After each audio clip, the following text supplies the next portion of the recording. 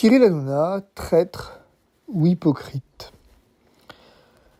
Si vous avez cliqué sur la vidéo, c'est que cette question vous intéresse au plus haut point. Maintenant, imaginons que cette conférence se soit intitulée « La part d'opposition médiatique » ou encore « Quelle liberté pour les médias ?» Tout porte à croire que finalement, le succès aurait été moindre et qu'un certain nombre d'entre vous ne seraient simplement pas venus, n'auraient pas assisté à la conférence et n'auraient pas cliqué sur le lien de la vidéo ou de l'audio qui résultera de celle-ci. Pourtant, c'est bien ça, la thématique.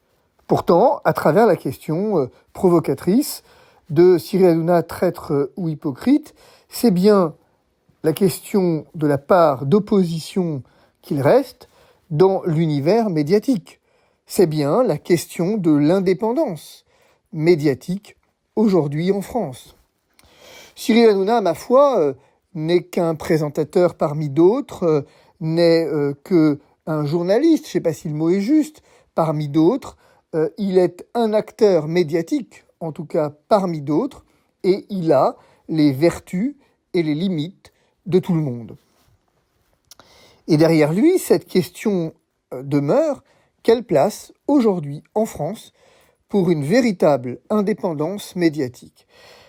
Là où l'affaire Cyril Hanouna interroge et interpelle, c'est à deux titres.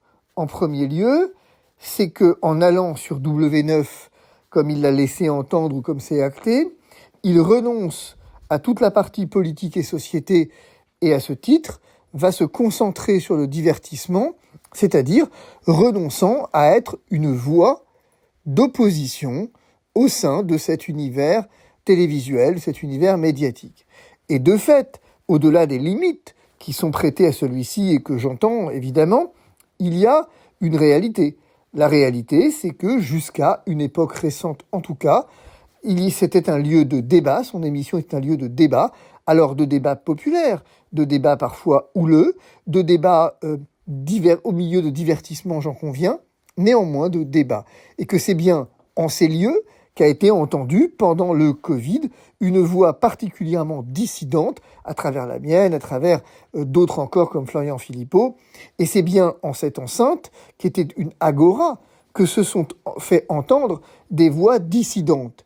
Et donc, il est incontestable que Cyril Hanouna a joué, au fond, durant le Covid, véritablement le rôle d'un opposant médiatique et d'un opposant politique, je ne sais pas, mais en tout cas, on pourrait le dire de la sorte, d'un opposant sociétal. Et de facto, qu'on s'interroge quelques secondes, était-il, dans l'univers médiatique alors, d'autres lieux où on pouvait s'exprimer avec autant de vigueur que ce fut le cas dans TPMP. On le lui a suffisamment reproché, du reste.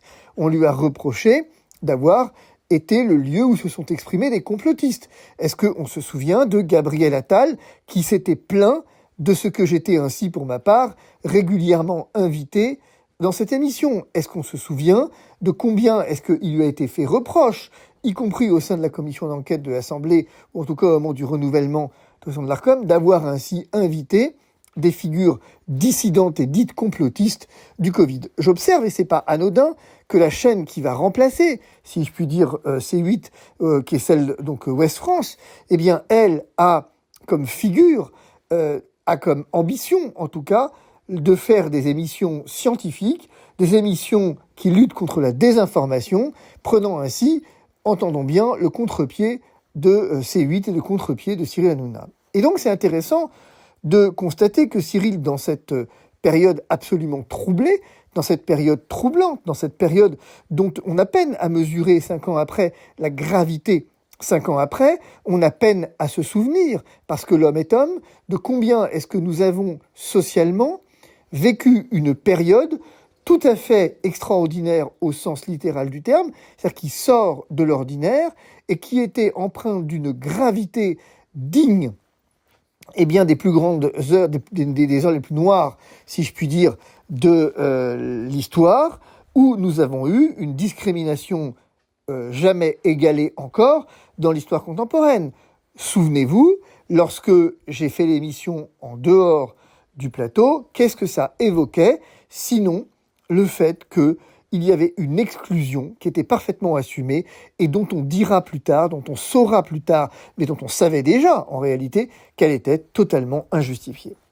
Le problème, c'est que ce Cyril Hanouna-là, la question qu'on peut raisonnablement se poser, c'est n'a-t-il pas disparu au fond depuis le Covid? N'a-t-il pas disparu au fur et à mesure des années? Je rappelle quand même que le Covid, c'était 2020-2022, si on veut faire simple, et que est-ce que depuis, de l'eau n'a pas coulé sous les ponts, et est-ce qu'il n'a pas été victime de lui-même et avec lui d'un système? On se souvient également de ce Cyril Hanouna des Gilets jaunes, on se souvient de cet opposant politique, de cette voix discordante, de cette voix dissonante au sein de l'espace médiatique français.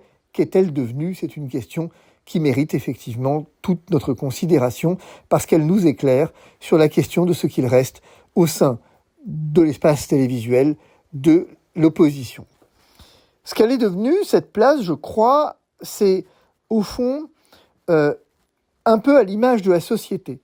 Notre société a ce chic tout à fait singulier pour ne jamais s'intéresser aux vrais problèmes et pour toujours, au fond, divertir au sens littéral, c'est-à-dire détourner, au fond, l'attention des vrais problèmes. Et TPMP, on ne peut pas lui en vouloir, n'a pas échappé à la règle. TPMP, eh bien, a fait du divertissement, non même pas tant au sens de la rigolade, au sens de la darka, comme le dirait Cyril, mais plutôt au sens de détournement de l'attention. Pourquoi ? Parce que il a été décidé péremptoirement par les directeurs de la chaîne peut-être, par je ne sais pas très bien qui, mais on va y venir, qu'il y a un certain nombre d'informations que les Français ne seraient pas capables d'entendre et sur lesquelles, en tout état de cause, il ne pouvait pas y avoir d'opinion contraire, il ne pouvait pas y avoir de dissidence, il ne pouvait pas y avoir de discordance. Et c'est tout à fait remarquable de noter qu'au fond, cette liberté de ton qui avait caractérisé Cyril pendant le Covid, eh bien, s'est éteinte progressivement, un peu comme la flamme de la bougie qui se consume, pour demeurer uniquement à la fin une voix politique, et c'est son droit le plus élémentaire, entendons-le bien, qui était une voix qui visait à favoriser ni plus ni moins finalement le RN et avec lui Reconquête, sur des sujets somme toute assez classiques de l'immigration, de la sécurité, dont il a décidé de faire son cheval de bataille, mais qui non pas sont accessoires, parce que c'est pas vrai, mais au fond, qui ne traduisaient pas le véritable problème, qui est de savoir quelle société est-ce qu'on veut, et quelle société aujourd'hui, au pluriel, s'oppose. Et c'est là où TPMP a manqué quelque chose, je crois, a raté son rendez-vous avec l'histoire, au sens où, il a d'ailleurs doublement raté son rendez-vous avec l'histoire, mais il a raté son premier rendez-vous avec l'histoire lorsque il a renoncé à l'idée de faire du débat, et particulièrement ici, du débat sur l'Union européenne et sur ce que devient l'Union européenne. Non tant sur l'Union en elle-même, et pas nécessairement sur la question du Frexit, encore que cette question est légitime, et qu'on aurait pu s'attendre à ce que ce soit véritablement une enceinte de légitime débat sur cette question. Mais en tout cas, à travers les journalistes reçus, par exemple, du JDD, on aurait pu légitimement s'interroger sur le point de savoir, eh bien, quelle société sommes-nous en train de construire?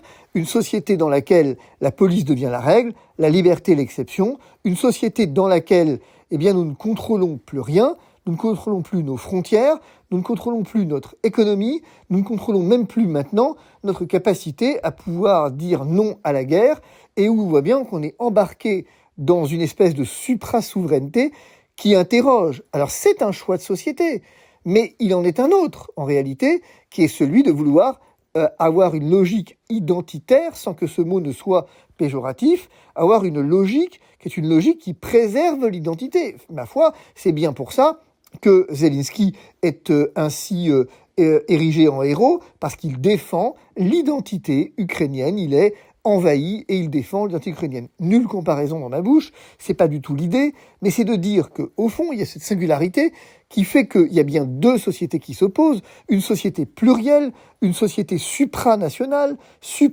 de supra-souveraineté, et de l'autre, une société souveraine. Et je note que ça, c'est quelque chose qui est véritablement au cœur, qui est l'essence même de tous nos problèmes de société, lesquels en découlent. Pour le dire autrement, vous pouvez débattre de l'immigration tout ce que vous voulez, vous pouvez faire tout ce que vous voulez sur la question de la sécurité. Il y a un moment où vous ne pourrez pas échapper à la question de quelle société sommes-nous en train de construire et quelle société, donc au pluriel, pouvons-nous bâtir. Et c'est ces deux sociétés-là qui se sont affrontées pendant le Covid. C'est ces sociétés-là qui ont débattu plus qu'ailleurs, et j'ai presque envie de dire exclusivement sur TPMP. C'est ces sociétés-là qui se sont confrontées, sociétés que j'ai incarnées, que Florian Philippot a incarnées, et qui ont été incarnées à l'inverse par d'autres de l'autre côté, et c'était sain, parce qu'il y avait quelque chose là, dans cette émission de l'Agora, de véritablement l'espace démocratique tel qu'il est, sans filtre, brutal, avec sa dose de vulgarité, c'est vrai, au sens littéral, de vulgaire comme du vulgus, du peuple. Il y avait quelque chose là qui n'était pas policé, qui n'était pas filtré, mais qui était véritablement de l'ordre, j'ai envie de dire, de la brutalité même, en fait, à l'image de ce que nous subissions. Donc, simplement, c'est vrai que ces deux sociétés-là, eh bien, vous le remarquez, elles ont disparu en même temps qu'elles ont disparu également dans la représentation politique. C'est pas inintéressant de constater que sur le plan politique aujourd'hui, finalement, nous n'avons plus de figure d'opposition. Et que la guerre en Ukraine, par exemple, marque assez clairement cette question de l'absence d'opposition sociale. De quelle société voulons-nous ? C'était le moment ou jamais de venir interroger ce que j'ai dit, c'est-à-dire ces deux sociétés, et on observe que ça n'a pas été fait, et qu'il y a donc aujourd'hui une absence d'opposition politique qui rejoint l'absence d'opposition médiatique. Et c'est une vraie problématique. C'est une vraie problématique parce que dans la culture contemporaine, médiatique contemporaine, j'entends, nous sommes confrontés à une absence d'opposition, je l'ai dit, c'est-à-dire une absence de voix discordantes, une absence de voix différentes, et donc c'est l'essence même de la démocratie qui s'en trouve atteinte. Alors, une fois que j'ai dit ça, qu'est-ce que je dis ? Je dis qu'en fait, finalement, j'ai dit qu'il y avait un double rendez-vous avec l'histoire qui a été raté. Le premier rendez-vous, il était celui au moment où Cyril était sur C8 et où TPMP n'est devenu progressivement que l'ombre de lui-même, en tout cas de ce qu'il a été pendant le Covid, je l'ai dit, ce lieu d'expression démocratique. Et puis, il y a eu ce deuxième temps court dans lequel il a fait le choix de la liberté à travers la plateforme YouTube et les autres, et où à ce moment-là, on aurait pu s'attendre à ce que cette opposition dont je parle tout à l'heure retrouve ses lettres de noblesse et que ça redevienne le lieu de l'expression contradictoire, le fameux débat contradictoire, et que on réorganise là les grands débats de société et que ce soit vraiment deux visions du peuple qui s'opposent, deux visions populaires qui s'opposent, c'est-à-dire en tout cas deux visions de l'état de vision du monde qui s'opposent. C'est pas le choix qui a été fait et la fin prématurée de l'émission montre que ça n'est pas le choix qui va être fait et qu'il est donc assumé, apparemment, à l'heure à laquelle on fait cette conférence, d'aller sur W9 pour y divertir les gens, ce qui, encore une fois, ça n'est pas un jugement dans ma bouche, je viens me placer un tout petit peu en retrait, et je dis que au fond, TPMP aurait pu être ce que je viens de décrire, mais le fait est que ça ne l'a plus été, eh bien, dont acte, j'ai envie de dire, dont acte. C'est pas dramatique, encore que c'est un choix fait par celui qui incarnait l'émission. Il a parfaitement le droit de se sentir plus légitime à divertir et à faire rire les gens, ce qui est important, plutôt que à finalement favoriser leur formation, ou en tout cas leur information, et favoriser d'une certaine façon l'émergence d'un débat démocratique. Je le regrette à titre personnel parce que je pense que précisément au regard du caractère populaire de l'émission, c'était le lieu rêvé pour le faire, ou précisément, avec cette pointe de mépris qui caractérise les élites, il y avait là le peuple de France qui regardait cette émission, le peuple qui travaille, le peuple, on le dit volontiers, c'est CSP-, comme on les appelle, mais en fait, tous ces gens qui se lèvent le matin, qui bossent dur et qui se prennent les politiques publiques dans la gueule avec leur lot, je l'ai dit tout à l'heure, de filtres, mais aussi leur lot de démagogie, et à qui on explique comment il faut voter, à qui on explique ce qu'il faut regarder, à qui on explique comment parler, à qui on fait la leçon en permanence. Eh bien, ces gens, aujourd'hui, ne sont plus représentés nulle part. C'est bien ça, le cœur du problème. Et c'est là où il faut, tout à coup, quand même, faire le deuil de TPMP, et il faut, soyons honnêtes, j'ai envie de dire, quelque part, pleurer sur la mort de TPMP. En effet, ce que représentait TPMP, c'était précisément, par son public, l'incarnation des classes populaires, de ces classes auxquelles on ne parle pas, desquelles on parle, mais auxquelles on ne parle plus, lesquelles n'ont jamais le droit de s'exprimer, et lorsqu'elles le font à travers le vote de LFI par exemple, ou le vote du RN d'autre part, on leur dit que vous votez mal, c'est pas comme ça qu'il faut voter. Lorsqu'elles votent pour la souveraineté, on leur explique qu'elles n'y comprennent rien, qu'elles ne sont pas suffisamment instruites, et que donc on va leur expliquer comment il faut penser, comment il faut voter, comment il faut manger, comment il faut rouler, comment finalement il faut vivre. Nous avons une élite qui ne subit pas les mesures qu'elle impose aux classes populaires et qui explique à ces dernières, la façon dont il faut vivre, tout court.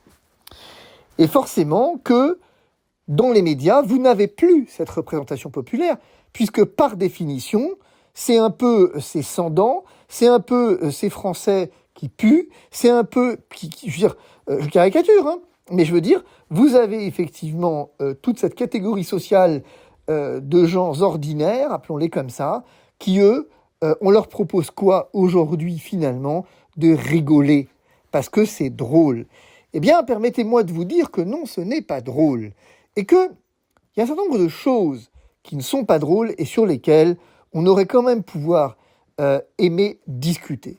Premièrement, nous aurions pu quand même nous demander s'il est tout à fait normal que la France donne autant de milliards à l'Ukraine pour un conflit qui est un conflit régional, alors que, de l'autre, nous venons de nous placer, vous l'avez vu peut-être, 23e ou quelque chose comme ça sur 27, des pays de mortalité infantile, c'est-à-dire que nous vivons ce qu'il y a lieu de nommer une hécatombe en termes de mortalité infantile, et ça doit nous interroger au regard des infrastructures défaillantes dont nous disposons et l'incapacité que nous avons à faire de la néonatologie de manière efficace. Nous aurions pu également nous interroger sur ces milliards donnés à l'Ukraine, et de l'autre, cette mesure qui consiste maintenant à ne plus prescrire de pansement au-delà d'une semaine, si mes souvenirs sont bons, et qui est une mesure pour faire des économies. Donc nous voyons que d'un côté, nous avons une nécessité de faire des économies sur le plan interne, c'est-à-dire sur ce qui vient nourrir les gens, réellement sur ce qui vient faire vivre les gens, tandis que de l'autre, il faut dépenser 1 million pour l'Ukraine au nom d'une certaine idée de la liberté. Évidemment, à peine avons-nous fini cette phrase que des voix se feront entendre pour dire « Mais enfin, Hitler est 1940 !» Et ainsi, voici que plus personne ne réinterroge l'histoire, plus personne sur ces chaînes désormais mainstream et sur ces médias où je parlais tout à l'heure d'élite ne vient expliquer que c'est bien au contraire ce que nous sommes en train de faire qui a favorisé exactement la montée du nazisme d'une certaine façon, et que au contraire, à force de mépriser les classes populaires, et que c'est à force de venir réellement être dans une pénibilité économique quotidienne, que les gens se tournent vers les extrêmes, et que ne pas prendre en compte les désirs, ne pas prendre en compte les besoins de ces nationaux, bien, c'est être tout sauf patriote, et c'est accepter l'idée que le patriotisme soit celui de Zelensky, mais jamais le nôtre, parce que, effectivement, notre patriotisme à nous doit céder devant celui de la terre entière, et c'est quand même un problème dont les classes populaires, elles, avec le bon sens qui les caractérise, ont compris depuis longtemps, et comme elles l'ont compris, eh bien, il ne faudrait surtout pas qu'elles puissent l'exprimer et se faire représenter. C'est un énorme problème, il faut bien le mesurer. Nous aurions également pu débattre d'un certain nombre de points, comme par exemple l'identité numérique, qui vient de faire son apparition officielle dans l'Union européenne à travers le vote du Parlement européen sur cette question. Et nous aurions pu ainsi interroger le point de savoir si cette identité numérique ne marque pas le début officiel du contrôle social. C'est une question que les classes populaires, là encore, méritent de pouvoir aborder, et c'est une véritable question à laquelle personne ne veut aujourd'hui s'atteler et personne ne veut y répondre tout simplement. On aurait pu, là encore, interroger un autre point, c'est est-ce qu'il est parfaitement légitime d'avoir une armée, en tout cas un système de défense européen, avec qui nécessite une unanimité, alors que la Hongrie dit non, mais la Hongrie est exclue du vote parce qu'elle dit non, et qu'aujourd'hui, on en arrive à s'interroger sur le point de savoir s'il ne faudrait pas sanctionner la Hongrie si elle s'oppose aux mesures votées par l'Union européenne. Comment est-ce que cette union est censée nous apporter la paix et la démocratie lorsqu'elle fait régner la tyrannie et la guerre en son sein? C'est une question qui aurait mérité à être débattue et sur lesquelles, je le redis, les élites sont, très théoriques. Les élites, finalement, très médiatiques, ne s'intéressent qu'à une certaine idée qui est l'ultra-souverainisme, et ne surtout pas, par ailleurs, lorsque celui-ci est mis au service de la guerre, venir avoir un discours dissonant. On le voit, on le voit à travers Sarah-Knafo, on le voit à travers Bardella. Aucun, aujourd'hui, ne vient, mis à part Florian Philippot, qui n'a pas, ou Asselineau, qui n'ont pas de préséance, ou Dupont-Aignan, qui n'ont pas d'espace médiatique réel, personne ne vient dire que non, ce n'est pas vrai. On ne peut pas considérer que la Russie menace nos frontières, ce n'est pas possible. Nous ne pouvons pas le dire de la sorte, ce n'est pas exact. Ce n'est pas exact de dire que la Russie, comme l'a fait Sarah-Knafo, il est notoire qu'elle constitue une menace. C'est radicalement faux. Et qu'il faudra bien un jour que quelqu'un rappelle le contexte de cette guerre en Ukraine et précisément, effectivement, les raisons pour lesquelles est-ce que l'Europe instrumentalise cette dernière à des fins purement d'agenda. Mais ces points, vous le voyez, ne sont pas abordés, ne sont plus abordés dans les médias. Tandis qu'on aurait pu également aborder un autre sujet qui quand même montre qu'il y a un calendrier. C'est, par exemple, les fameux thermostats régulés à partir de 2026 dans les nouveaux logements dont on pourra prendre le contrôle à distance pour pouvoir contrôler la température. Donc je vous ai dit tout à l'heure, on dit au peuple ce qu'il doit manger, on dit au peuple comment il doit circuler, avec quoi il doit circuler, les ZFE. On lui dit effectivement où il doit habiter avec le DPE. Et on lui dit ce qu'il doit penser à travers les médias, ce qu'il doit voter à travers la Roumanie est un bon exemple, l'éviction de candidats qui n'ont pas eu le droit de se présenter parce qu'ils étaient contre l'Union européenne et pour la paix en Europe, enfin pour la paix en Ukraine. Donc on voit que même ça, ils n'ont pas le droit de se présenter, et c'est le fameux bouclier démocratique. On leur dit qu'ils doivent regarder, vous avez vu C8, alors je sais bien, C8 fait controverse, mais laissons cela à la limite. Le fait est qu'on leur dit qu'ils doivent regarder, puisque demain matin, c'est CNews, on le sait, qui seront dans le collimateur, et CNews, du reste, s'adaptent aujourd'hui, puisque leur discours n'est plus un discours d'opposants, sauf sur les questions d'immigration, parce que là encore, c'est du divertissement. Mais CNews n'est plus un média d'opposition, alors qu'il l'a été à un moment. Là où RT France a été fermé, là où C8 a été fermé, on en a parlé, mais Sputnik a été fermé parce que ce sont des médias russes. On observe que aujourd'hui, l'Arcom a enjoint à un satellite européen de venir faire cesser d'émettre 2 chaînes russes qui émettent depuis la Russie sur le territoire russe, et ce satellite n'a pas le droit de les proposer aux citoyens européens, qui pendant ce temps-là ont accès à Al Jazeera. C'est-à-dire que, en fait, c'est pas inintéressant de voir que les élites dont on parle ont fait de la Russie l'ennemi, et on n'a pas le droit d'avoir un accès à une information ainsi d'un De qui, d'ailleurs? Parce que finalement, si on n'a pas le droit d'avoir accès à l'information russe, c'est qu'on considère donc que la Russie est un ennemi.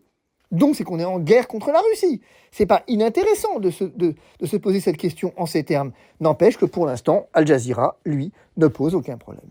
Sauf que vous le voyez, toutes ces questions, eh bien, vous ne les entendrez plus dans l'espace médiatique français, parce que ce qui était le dernier rempart, qui était touche pas à ma liberté, touche pas à mon poste, eh bien, a disparu en même temps que le Covid, a disparu en même temps que la liberté, comme je l'ai exposé. Je voudrais vous faire mesurer que pendant que nous parlons, des citoyens roumains se font interpeller à leur domicile le matin pour avoir mal publié, disons-le comme ça, sur les réseaux sociaux, pour avoir publié des messages dissidents sur les réseaux sociaux. Nous sommes entrés dans une tyrannie européenne, une tyrannie des élites, et tout ce qui est populaire devient vulgaire, et tout ce qui est vulgaire nécessite effectivement d'être chassé au nom de la lutte pour la démocratie. C'est au nom du bouclier démocratique que l'on empêche la démocratie d'exister, c'est au nom de la lutte contre la désinformation que l'on empêche les opinions dissidentes de s'exprimer, sur le climat, sur la santé, sur la politique. Voilà, c'est donc au nom du bien que le mal progresse, c'est au nom du bien qu'on fait le mal, et il n'y a plus d'espace médiatique grand public pour le dire. De sorte que, c'est ici que mon propos prend sens, il va rester les médias alternatifs. Mais là encore, attention quand même. Les médias que l'on dit alternatifs et qui se proclament tels tout en pérorant sur YouTube ne semblent pas mesurer la contradiction sur cette question. Ils ne semblent pas mesurer qu'avec le DSA, en Europe au moins, donc le Digital Service Act, leur liberté est tout à fait nuancée et leur liberté est tout à fait encadrée, et que progressivement, au fur et à mesure que va s'installer une tyrannie des élites, eh bien, les propos qui déplairont à celle-ci seront ni plus ni moins censurés, et c'est une évidence, on l'a vécu avec le Covid.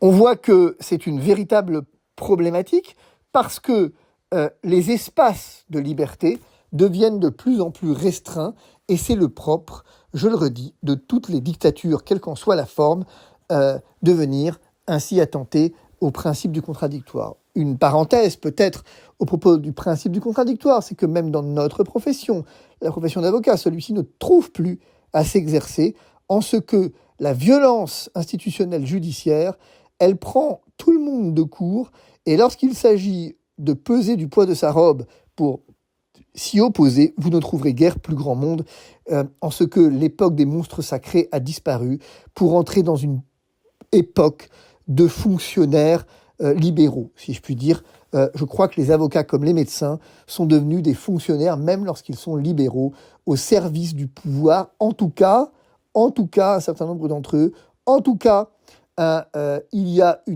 par la force des choses, si je puis dire. Ce qui n'est pas un grief d'ailleurs à l'égard de la profession, parce que ce que je dis est à nuancer, c'est pas vrai pour la profession, mais c'est vrai pour une certaine tendance de la profession, et en fait, plus vous allez rajeunir celle-ci, et plus vous allez vous retrouver face à cette problématique avec des gens dont il n'est plus dans la culture de s'opposer. Je me permets de vous rappeler ici, par exemple, un exemple, c'est qu'en Italie, les avocats ont été obligés de se faire vacciner, ils n'ont pas protesté, alors qu'ils ne pouvaient plus défendre leurs clients. Ça n'a pas posé plus de problèmes que ça, et je n'ai vu aucun barreau européen venir s'en indigner. Donc ça interroge quand même. Une fois que j'ai dit ça, je termine mon propos sur cette conférence pour répondre à la question Cyril Hanouna, traître ou hypocrite. Si vous voulez mon avis, Cyril Hanouna, il n'est ni l'un ni l'autre. Il n'est que Cyril Hanouna, finalement. Et Cyril Hanouna, il est un homme qui a réussi dans la télé et qui n'a jamais eu, à mon sens, l'ambition de faire de la politique. Il y en a qui sont tombés dedans quand ils étaient petits. C'est pas son cas. Lui, ce qu'il a voulu, et il le dit dans une interview que j'ai vue il y a quelques années, moi, j'ai toujours voulu faire rire les gens. Et je crois qu'il importe qu'il conserve cette nature qui est celle de divertir et d'amuser. Et pour ma part, je lui sais gré de la place qu'il a donnée dans le cadre du Covid, mais il est notoire que le divertissement n'étant pas tout à fait ma tasse de thé, en particulier en ce moment, il s'agit donc de continuer à essayer d'éveiller les consciences différemment, et je vais y venir dans un court instant. Évidemment, je me dois de dire un mot rapide sur Cyril Hanouna et Tiffaine Ozière, si tant est que cette relation soit établie, ce qui semble être bien le cas. Je le prends, pour le coup, là comme une traîtrise. Et n'ayons pas peur des mots, comme une vraie traîtrise. C'est-à-dire que personne n'oblige Cyril Hanouna à faire de la société et de la politique. Mais s'il le fait, il doit le faire avec les règles qui président à cet exercice, et il ne peut pas tout mélanger. De sorte que donner une chronique judiciaire, une chronique juridique, à la belle-fille du président de la République et fidèle soutien de ce dernier, interroge quand même sur ces règles de compérage et interroge sur cette collusion qui est le mal endémique français et qui vient à la fois tuer la confiance dans les médias et tuer la confiance dans le politique. Nous devons, à défaut même que quelqu'un nous l'impose, nous imposer nous-mêmes, lorsque nous sommes en charge d'une émission grand public, un minimum de déontologie et de respect du téléspectateur. Nous ne pouvons pas admettre l'idée que présentateurs, journalistes, peu importe, animateurs, nous puissions évoquer des sujets sérieux touchant au droit, à la Constitution, touchant à l'essence de l'état de droit, avec quelqu'un dont il apparaît que nous sommes en couple, avec lequel nous sommes en couple, et qui est par ailleurs belle-fille du président de la République. Ce n'est pas pensable. Donc ça, je suis désolé, mais n'ayons pas peur des mots. Je l'ai toujours dit pendant le Covid, il faut dire ce que je vois, et plus difficile encore, voir ce que je vois. C'est une faute majeure, et à ce titre, je me réjouis de ce que TPMP disparaisse. Je le redis, je veux dire, moi pour ma part en tout cas, alors l'émission semble se terminer prochainement, mais il n'est pas question que je remette les pieds dans cette émission tant que quelqu'un ne m'aura pas dit que non, tout ça n'est pas vrai et que Tiffaine Ozière et Cyril Hanouna ne sont pas ensemble. Car si c'est le cas, alors nous sommes face à un scandale, et un vrai scandale, dont celui-ci peine probablement à prendre la mesure, mais qui est une trahison, ni plus ni moins, de tous ceux qui, pendant le Covid en particulier, ont été les victimes de ce système de collusion, et il s'est revendiqué comme indépendant, il ne peut pas s'asseoir désormais sur sa propre revendication. Donc voilà, ça, c'est une faute politique majeure, c'est une faute médiatique cruelle, et c'est une faute tout court à l'égard de ses téléspectateurs. Et s'il entendait mettre une perruque à cette dernière pour qu'elle danse comme l'a pu le faire Guénolé, ça, c'était autre chose. Mais dès lors qu'il lui accorde une place spéciale dans l'émission, qu'il ne m'a même pas accordé à moi ou à n'importe quel autre avocat, du reste, de sachant, eh bien non, ce n'est pas possible. Il a traité avec déférence et respect la belle-fille du président de la République, dont on s'aperçoit désormais que c'est pas seulement parce qu'elle était belle-fille, mais parce qu'elle était également sa copine, sa nana. Ce n'est pas pensable. Ce n'est pas pensable. Et je le dis avec toute l'amitié que j'ai pour Cyril, non, ça, c'est une faute et c'est une trahison aux téléspectateurs. L'amitié commande, la vérité rend libre et amour et vérité se rencontrent. Moi, j'aime beaucoup Cyril, mais là, il a commis une faute et une faute majeure, et il importait de le dire. Mon propos se terminera, cela étant, sur « et maintenant, on fait quoi ?» Eh bien, peut-être que maintenant, on arrête de se plaindre et on prend acte de ce qu'il en est. On prend acte et on entre dans une dimension de résistance, dans une dimension sociétale d'Aristote, de communauté de destin. C'est précisément ce que nous, on tente de faire avec l'association Rebâtir et Je ne suis pas un danger, où finalement, pour une adhésion, somme toute modeste, de 30 balles l'année, on a accès quand même à deux centres de formation. C'est hyper lourd. 2 centres de formation, parce qu'on ne peut pas avoir de démocratie sans connaissance minimale.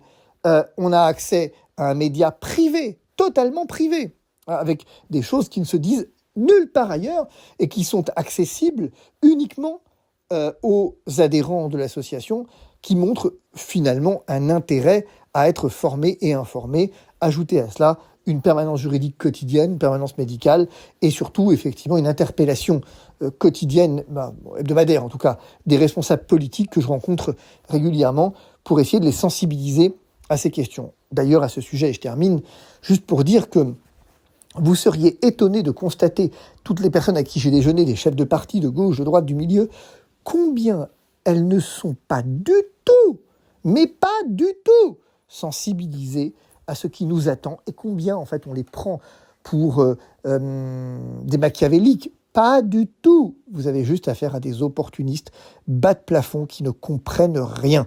Les chefs de partis politiques que j'ai rencontrés, à l'exception de Florian Philippot, de François Asselineau, à certains égards, de Nicolas Dupont-Aignan, de certains égards, eh bien je vous promets que de droite, de gauche et du milieu, du haut et d'en bas, vous avez affaire à des ignares opportunistes. C'est flippant.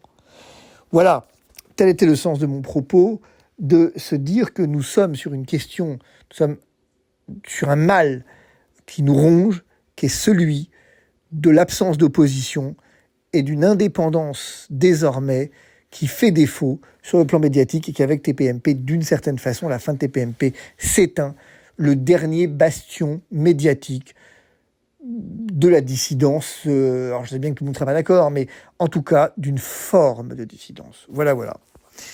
Rien d'autre, sinon peut-être pour vous dire abonnez-vous, pour vous dire likez, ce que vous voulez, en fait, et de dire que je crois que c'est important, cette conférence était importante à mes yeux, de faire cette conférence, et je remercie du coup ceux qui l'ont organisée, et je remercie d'avoir accepté de la transmettre du coup sur votre parole, parce que je crois que c'est fondamental de sensibiliser l'opinion à cette question précise.